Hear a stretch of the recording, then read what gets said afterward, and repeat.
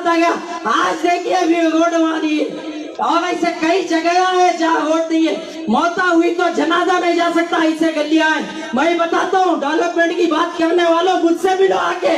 तुम्हारा गरीब की फिक्र होती तो तुम जाके उस घर के बच्चे से मिलते जिसको कूदा काटा, उस घर के बच्चे से मिलते जिसके घर में मौत हो गई, तालाब में जो बच्चा मरा उसके घर में क्या करे तुम लोग बताओ। आज आके झूठे वादे झूठे कहानियां सुना के पब्लिक को बतावे।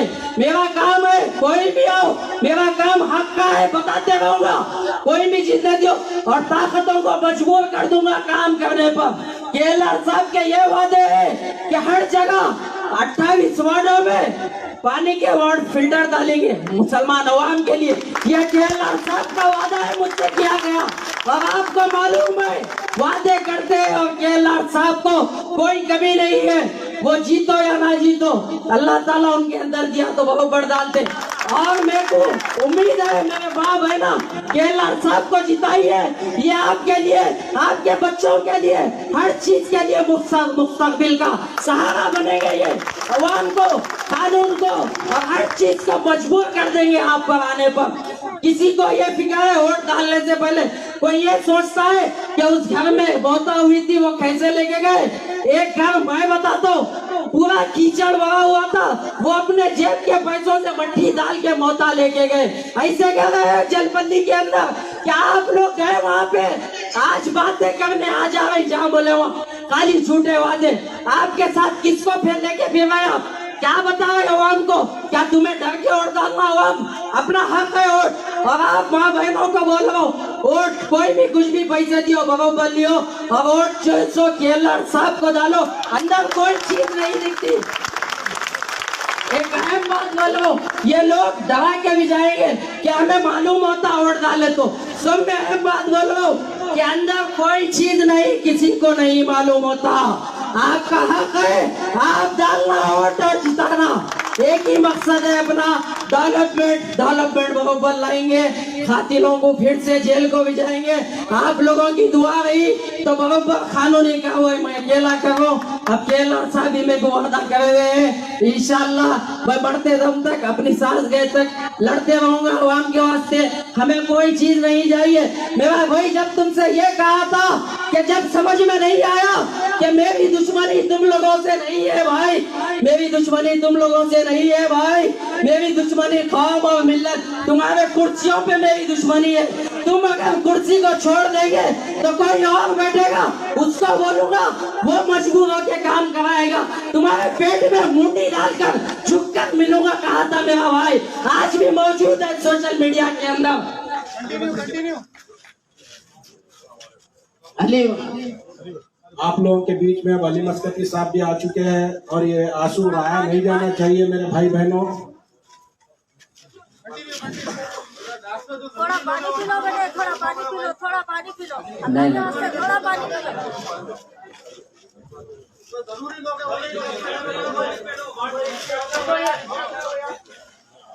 वेरी गुड भाई, सही आ रहा। थोड़ा पी लो, थोड़ा और पी लो।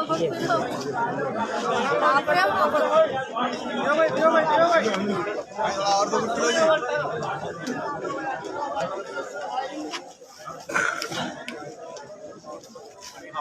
भाई आप सबसे एक ही गुजारिश है मेरी, हर चीज से जब जो है सो इन लोग कहीं पे नहीं आ सकते। आपको खुद को मालूम है, मेरे माँ बहने जितने हैं जलपल्ली के सबको पता है ये क्या करेंगे। अगर मेरे जैसा मरहूम मरने से पहले बोल दिया एक शेख सईद बावाजीर मरा तो 100 पैदा होंगे, अल्लाह ताला उसकी हिदायत मेरे अंदर डाला और मैं आपके बीच में आया। एक ही मकसद है मेरा, मेरी भी कोई जाति लड़ाई नहीं है इन लोगों से, कानून के ऊपर भरोसा है। कानूनी लड़ाई लड़के बताऊंगा इन लोग को। इन लोग क्या समझे, गरीब है शेख सईद बावाजीर, इसको मार दो कोई नहीं आएगा। आज खातिर छुप के फिर रहे हमारे आंखों के सामने, इन्हें कोई नहीं बोलता कि तुमने उसका कत्ल किया है।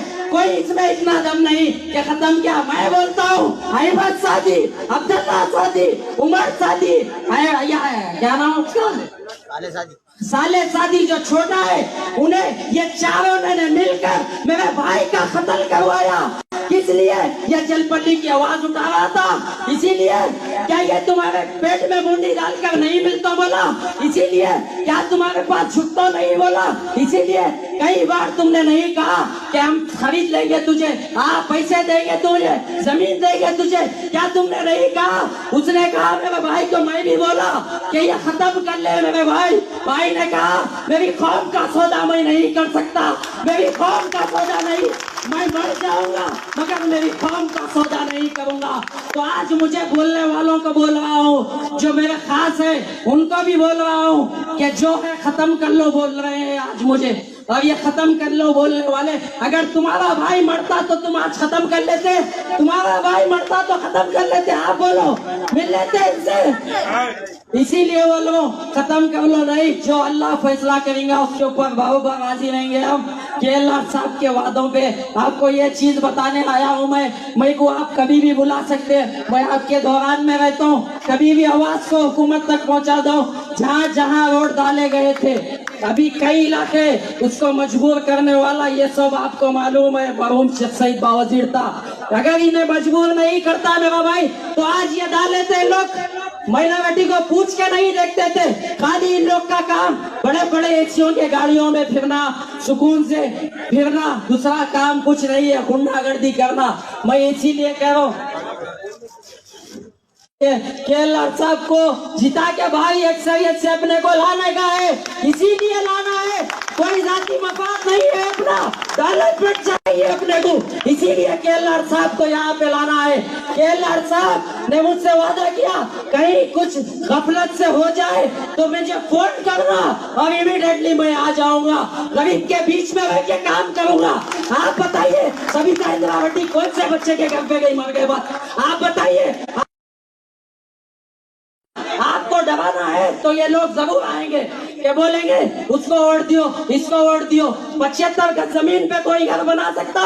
कई जमीन आए लोगों के, आप बोलते हैं 75 गज जमीन पे बनाओ, आप बोलते हैं डेवलपमेंट करे, ऐसे गलियां मौका नहीं जाती। कई लोग आए, मैं वहां पे गया, एक खाला मिले मुझे, उन्होंने कहा रो रो कर मुझसे कि बेटे तुम्हारे भाई का कत्ल कर दिए, अल्लाह को गवाह रख के बोल रही हूँ, खचा के मैदान में मुझे पकड़ा, ये चेयरमैन मेरे पास आया था और मैंने इसे कहीं खून के हाथ आए बेटे धोले, यहाँ बैठे हुए भी होंगे वो खाला जिसो ने मुझे बोला, उन्होंने भी होंगे यहाँ पे देख सकते हैं आप, वो खाला बैठे हुए हैं, मुझे रो रो कर बोला। उनकी हिम्मत है क्या, उन्होंने किसी से नहीं डरा, अपने को जज्बा लाना है।